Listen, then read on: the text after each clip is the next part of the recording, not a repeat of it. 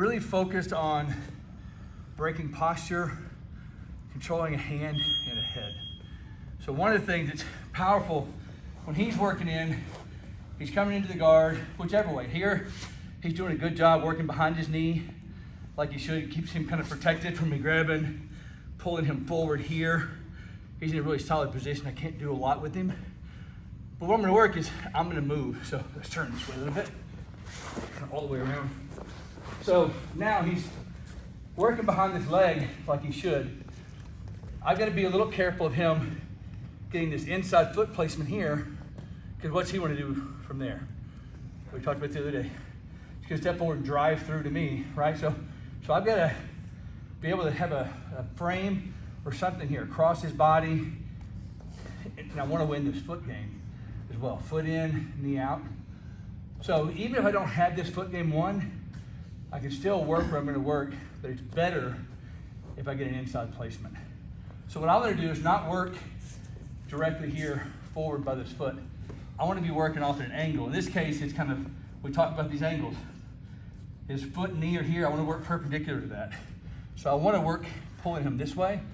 So in this case, all I'm going to do is I'm going to be sitting here. I'm going to try to win the foot game. And then I'm going to move my body past this line. And I'm going to pull this to my left hip. So I'm going to move to here and be pulling this down to my left hip. I've got more strength pulling that down to my left hip.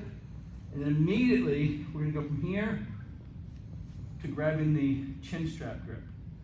Chin strap grip looks like this, guys. I'm just literally grabbing the chin, and my ridge of my thumb is going right up along the neck by the trachea. So from here, I'm not worried about getting my shoulder way up above the crown of his head.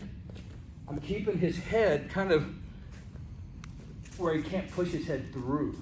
If I go here, he'll push his head all the way through and be raising his head up, and then I'm losing this grip here. I want to get just above this crown of his head with the front part of my pec. So I'm going to be right here, and I'm squeezing my elbow and making it to where he can't push his head through. So I'm here.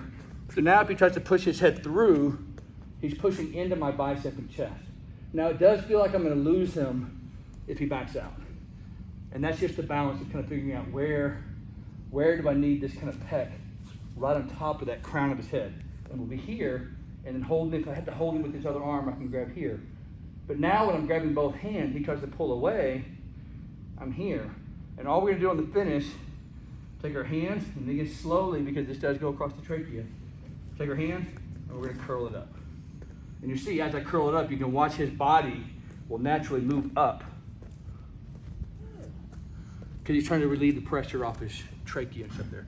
Again, don't just grab this and yank the shit out of it. Just grab this here. You can also come across where you're pulling across the neck. It's a little bit slower choke, but you're just cutting off the blood.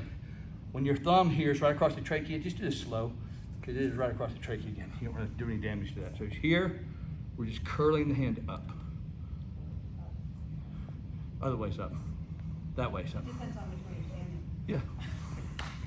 Yeah. Go with that. So, chin strap grip, elbow close to the body, pec blocking the back of his head so he can't back out. And you'll be able to feel this. Like if he tries to back out, I should be able to kind of keep him from backing out quite a bit. My chin strap grip, and then we're gonna arch up to the finish. Okay, so grab a person real quick with that, and then we'll work on a couple variances in the attack.